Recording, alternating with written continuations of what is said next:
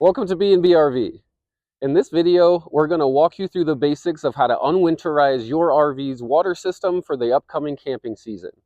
Keep in mind that your RV might be a little bit different, so the specifics in this video might not pertain to your personal RV, but should give you a good idea of how to do that on your own. So hopefully by the end of this video, you'll be comfortable unwinterizing your RV.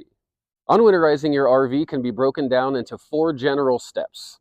First is draining the antifreeze that's currently in the system, filling and flushing the system, unbypassing your water heater, and then testing the system at the very end.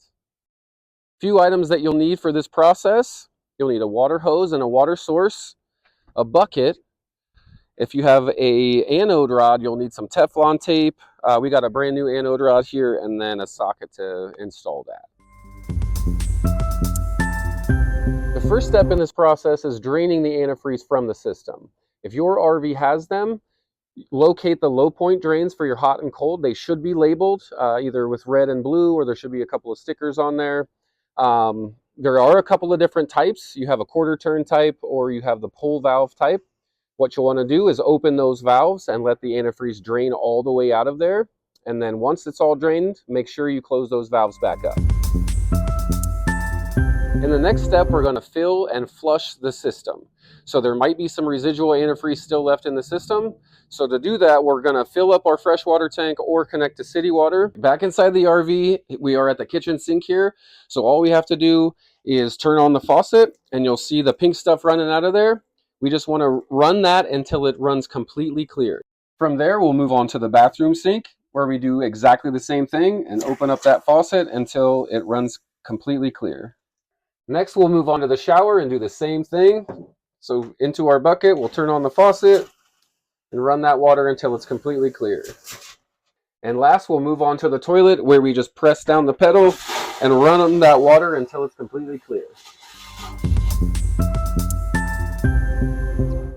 If your particular RV has a water heater with a tank, it likely has an anode rod.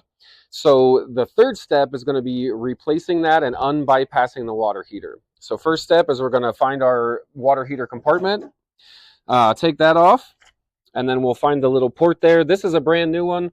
So the first thing we're going to do is we're going to wrap the Teflon tape around the threads of this piece. I'm going to get it on there pretty tight. And then we will slide it in there, and it should just screw right in. Next, we'll step inside and locate the water heater bypass valve. This you can see is inline, so what you want to do is get the water back into the water heater. So just turn that valve and you're ready to go. And finally, we just want to make sure that we don't have any water leaks, so we want to test the water system. So for that, we'll turn the water on, let it run a little bit. You might see some air in the system, but you'll check underneath the cabinets to make sure you don't have any drips or leaks or anything coming from the drains or water lines. So we'll check our kitchen sink. We'll move on to the bathroom sink, shower, and toilet. And that's it. Your RV is unwinterized and ready for the camping season. Thank you for hanging out. We'll see you out there. If you'd rather leave the unwinterizing to the pros, B&B RV is a full-service dealership. Give us a call or stop by today.